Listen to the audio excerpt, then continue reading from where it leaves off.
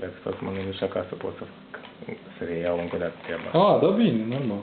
Și eventual îl și încarci și după aia când îl scoți pe el din pungă, îi dai și drum. Baterii mare.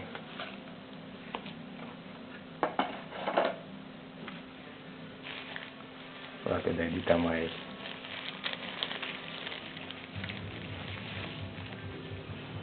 Și mă băgat în două fungi.